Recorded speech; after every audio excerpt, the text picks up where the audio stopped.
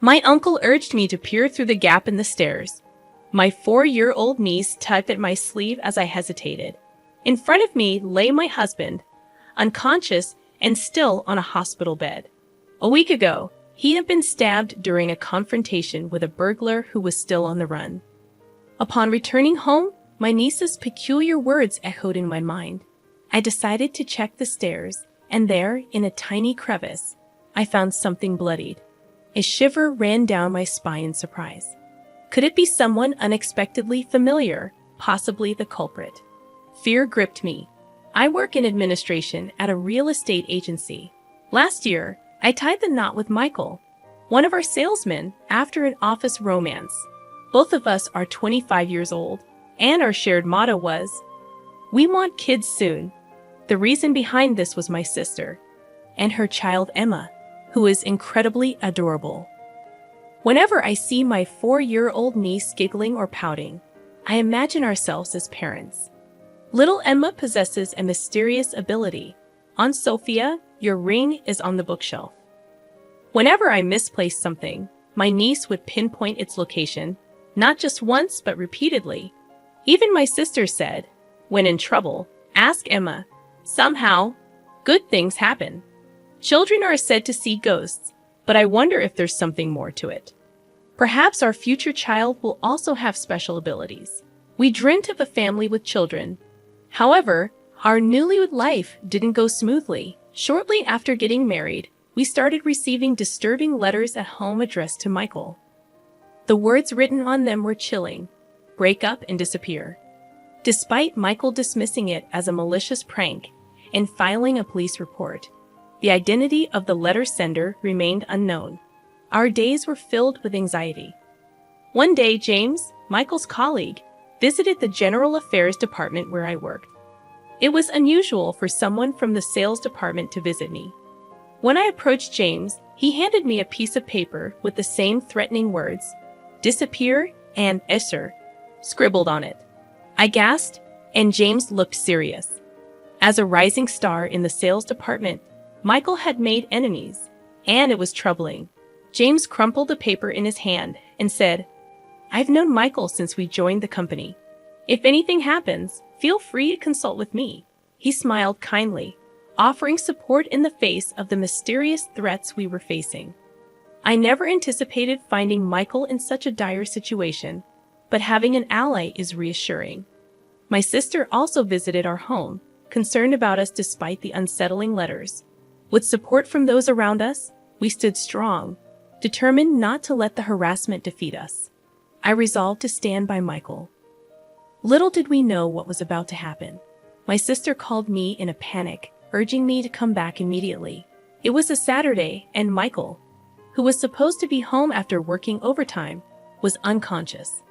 I received her call while attending a friend's wedding. Rushing to the hospital, I found Michael lying pale-faced on the bed. I pleaded with him to wake up, gripping his hand, but he remained motionless. The room echoed with the rhythmic beeping of machines, and tears streamed down my face. I wondered why this was happening. My sister, who had been waiting in the room, comforted me. According to the police, our neighbor had discovered Michael collapsed at home with a stab wound. The neighbor had come to deliver a community newsletter and, as usual, opened our front door without hesitation. Fortunately, this act led to the early discovery of my husband. Given the recent spate of burglaries in the neighborhood, the police suspected it might be the work of the burglar. I believed it was the same person who sent those threatening letters. I fervently explained this to my sister, but she interrupted, insisting that she would handle the explanation to the police. She advised me to take a break. I lamented, thinking that if only I hadn't gone to that wedding, maybe Michael would be safe. I prayed for his recovery, but even after a week, he remained unconscious. The perpetrator was still at large. In the hospital room, I spoke to my husband, connected to numerous tubes. There was no response. No matter how hard I tried to hold back tears, they flowed uncontrollably. It was challenging to stay positive, even when people encouraged me to. Turning around, I found James, who had been checking on Michael every day, offering flowers and treats to comfort me. I apologized for showing him such an embarrassing sight. I hastily wiped away my tears, but James leaned in and reassured me, "Don't worry about it."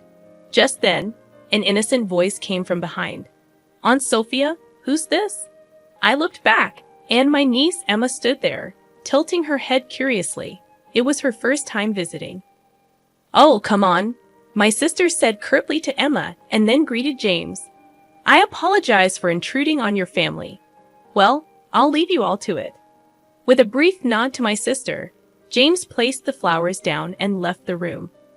Sorry for the sudden visit. Emma insisted on coming to see Michael. My sister looked apologetic, but Emma paid no attention. She stood by the bed, staring intently at Michael's face. "Uncle is saying, look into the gap in the stairs. A barge is there."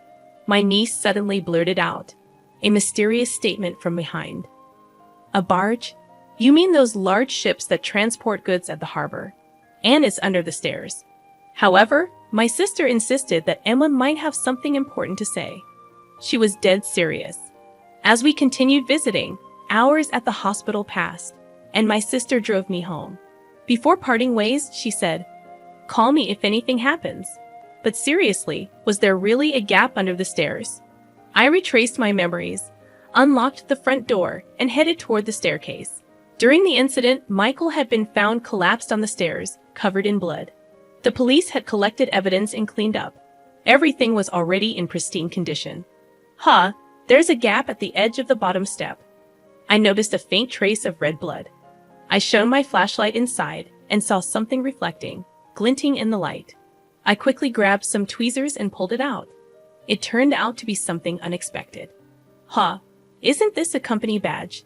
In our company, everyone wears a badge with a company logo as an employee ID. The familiar badge was dried and stained with a significant amount of blood. It must have been squeezed into the gap because of the blood. Come to think of it, the police mentioned an unnatural scratch on Michael's fingertip. Could he have pushed something into the gap? The hidden company badge might be a message from Michael, indicating who the culprit is. I immediately called my sister. "See, something was found after all. Let's go together to report it to the police," I suggested as my sister bustled around on the other end of the phone. I heard my niece's voice. "If there's no barge, you need later. It's troublesome for one person who's being a nuisance." What another riddle is this? Another clue related to the case? I leaned forward, asking, but all I heard from the phone was Emma's giggles. Emma had accurately guessed something about the space under the stairs, and I suspected this riddle held a clue to the perpetrator. I stared at the blood-stained company badge in my palm. Michael must have left a crucial clue in his desperate struggle, enduring immense pain until he lost consciousness. I won't let Michael's message go to waste. I'll catch the criminal. I vowed to uncover the cowardly perpetrator and seek revenge. Later, I promptly delivered the badge to the police and went to visit my niece. If there's no barge, you need later, it's troublesome for one person who's being a nuisance. Emma's words intrigued me. I asked her for more details. "Hey Emma, what does it mean when you say I need a barge later? Is it too late?" Emma shook her head. "No, not like that. I'm still puzzled. When you say it's troublesome for one person who's being a nuisance, are you talking about the number of people? Would 2 people be less of a nuisance?" "No, that's still too many. It's about being bothersome." My niece wore a smug expression, but the mystery only deepened. I had no idea what she was talking about, and I let out a groan. My sister, equally puzzled, hemmed. There must be some meaning to it. Despite her uncertainty, I decided to leave her house and head to a cafe to clear my thoughts. As I sipped my coffee and pondered, a man in a suit sitting at the adjacent table stood up, leaving his smartphone behind. "Excuse me, you've forgotten your phone," I called out. He hurried back, relieved, and replied, "Thank you. It's my work phone, and losing it would mean writing an incident report." At that moment, something clicked in my mind. Finally, the answer to the riddle became clear. I dashed back to my workplace. What followed was a whirlwind of events that revealed the truth. 5 days later, I found myself in a hospital room with my unconscious husband. "It's been a while. Why did you take 5 days off work?" he asked. stirring from his slumber. I didn't see you at the hospital either. I was worried, James said during his visit, ignoring the bouquet he offered. I looked him straight in the eyes and quietly asked, despite being so close to my husband, why did you stab him? James's face turned pale at my sudden accusation. What are you talking about? Isn't the culprit a burglar? He smiled kindly as always, trying to play it off. I took the blood-stained company badge I found under the stairs out of my pocket and showed it to him. Is that our company's badge? The Lear my niece mentioned wasn't a ship at the harbor. It referred to the company badge. We've been receiving harassing letters at home, and my husband hid the company badge to reveal the culprit. The culprit isn't a burglar. It's someone close within the company, I said, looking at James with conviction. You're not seriously suspecting me, are you? After all I've done to care for you. He reached for my hand with a strained smile. I pushed away his hand and showed him a copy of his disciplinary report that I found in HR. Emma's statement about needing a barge later meant needing the letter of apology to the company because he lost his badge. 2 days after my husband was stabbed, he wrote the incident report. Could that be Michael's company badge? His badge was properly at home. I swiftly dismissed his feeble excuse. James clenched his lips in frustration, but he wasn't giving up. You're shaken because of Michael's stabbing. From now on, I'll be there for you in Michael's place. His unfocused eyes drew closer. I deftly sidestepped him and pulled out documents from my bag. It was the drive recorder data from the company car he always used. You came to our place at the time of the incident, even though there are no business partners nearby, right? As the data manager for the company's drive recorders, I quickly analyzed James's movements during the incident. Perhaps he had considered erasing the data later, but the company car's recorder was locked to prevent unauthorized tampering. Did you have feelings for me? I asked, watching James squirm. After questioning other colleagues, it became clear that James had secretly harbored feelings for me all along. Furthermore, it was revealed that James resented Michael for supposedly stealing me away from him. Emma's riddle. It's troublesome for one person who's being a nuisance. Meant that if someone already had a spouse, Michael's presence would be an obstacle to their marriage. You held a grudge and harassed us, fearing we might get divorced. That's disgusting. James clenched his fists in anger at my use of the word disgusting. I liked you much more than Michael ever did. I thought scaring you would lead to a breakup. He stomped his feet in frustration. Since the letters alone weren't effective, I decided to put a weapon in your mailbox. I thought it would wake you up in fear. Unfortunately for him, Michael unexpectedly returned home earlier than planned and caught James in the act of pulling out the knife. James's stomping intensified as he arrogantly accused me of being the culprit.